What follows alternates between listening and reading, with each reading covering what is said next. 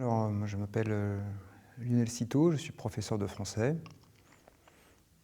J'ai rencontré Sam à l'occasion d'une de ses conférences, ici même au Collège Danton.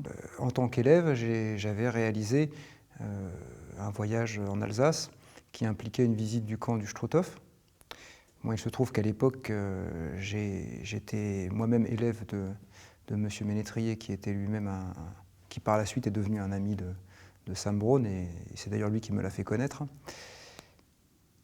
Et effectivement, donc la visite d'un camp, la rencontre avec des lieux, avec des objets, des planches, et bien évidemment avec l'explication qui l'accompagne, c'est une confrontation avec une réalité. Et c'est une porte ouverte sur cette réalité, ça permet de la comprendre. On va vers ce qu'il y a de pire dans l'être humain, dans l'histoire humaine. Et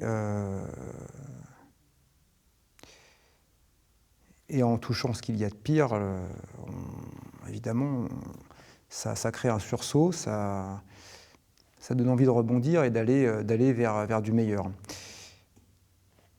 Ce voyage en Alsace, je l'ai ensuite effectivement réalisé comme accompagnateur, comme professeur. Et c'est toujours effectivement extrêmement enrichissant pour les élèves, puisqu'il y a le cours que l'on donne. Moi, je suis professeur de français, je ne suis pas professeur d'histoire, mais bon, je contribue aussi dans mon domaine à la transmission mémorielle. Le cours qu'on donne aux élèves a besoin d'être complété par une confrontation. Et pour moi, la confrontation, elle est de deux types. Il y a la confrontation avec les lieux, la confrontation avec les choses, les objets, par exemple les habits, l'état d'habits qu'on peut voir à l'entrée d'un camp, les ossements, les choses comme ça.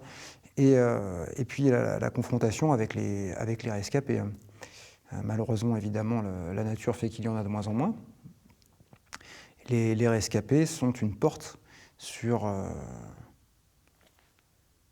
cette réalité qui est extrêmement difficile à appréhender pour ceux qui ne l'ont pas vécue. Et donc pour ma part, j'ai aussi réalisé le voyage au Rwanda, sans élèves, tout seul. J'ai rencontré beaucoup de gens, je me suis confronté à la réalité à la fois à travers les lieux, à travers les choses, les traces physiques, matérielles, et puis et à travers la rencontre et la discussion avec ceux qui avaient survécu. Et j'ai aussi invité une femme devant mes élèves l'année dernière, une rescapée qui vit en France. Et je pense que, comme malheureusement les rescapés de la Shoah sont de moins en moins nombreux, il faut poursuivre ce travail de mémoire, et on peut le faire notamment à travers les rescapés du génocide des Tutsis qui, eux, puisque c'est plus récent, eux sont toujours vivants, et étudier le phénomène génocidaire dans ses différentes incarnations, donc pas du tout évidemment dans une complaisance morbide, mais voilà, pour toucher, comme je le disais tout à l'heure, ce qu'il y a de pire et rebondir vers ce qu'il y a de meilleur. C'est d'ailleurs ce que je viens de dire là, c'est un slogan qui est beaucoup utilisé au Rwanda, qu'on voit écrit sur les différents mémoriaux.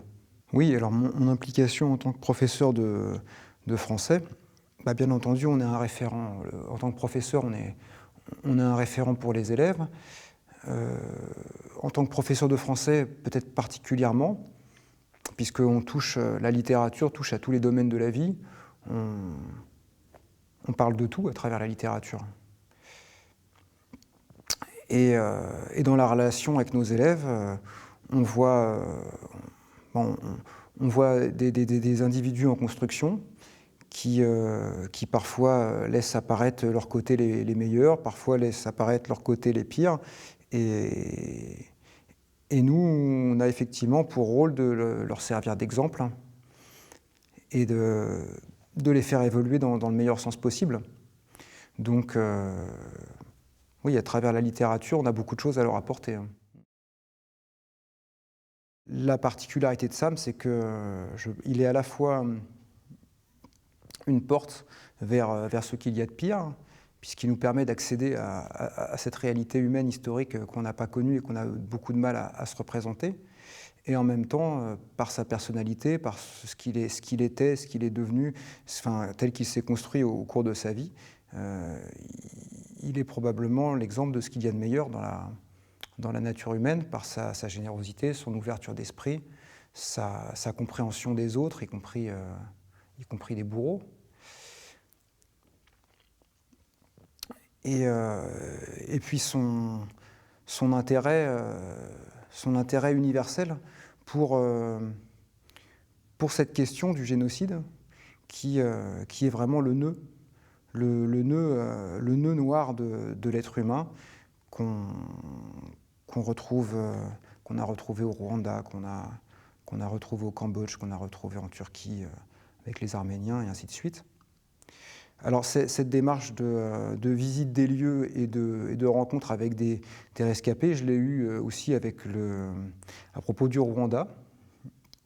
Et il se trouve que Sam aussi s'intéressait à la question du Rwanda, c'est ça qui fait aussi justement l'intérêt de cet homme, sa particularité, c'est son universalisme, il ne s'est pas uniquement cantonné à l'étude de ce qu'il avait vécu, mais aussi il a recherché ce qu'il avait vécu chez les autres. Si on devait faire des métaphores familiales pour exprimer la relation que j'ai eue avec Sam, personnellement, alors je ne l'ai pas connu beaucoup, hein, on s'est croisés à différents moments, mais je ne sais pas lui comment il me percevait, mais en tout cas, moi, si je devais le percevoir à travers des liens familiaux, je le verrais plus comme un frère que comme un père. Quelqu'un avec qui on partage la même vision de l'humanité, de l'histoire, de la vie. Même si après on n'avait pas les mêmes croyances métaphysiques par contre. Hein. Moi je suis totalement matérialiste et athée, et d'après ce que quand j'entendais parler Sam, lui il avait plutôt je crois qu'il avait plutôt croyance en l'âme ou en la vie après la mort, des choses comme ça. Mais ça c'est un peu accessoire. C'est un peu accessoire comme différence. Sinon, oui, j'ai l'impression, ça fait partie des gens avec qui j'ai le sentiment de partager l'essentiel.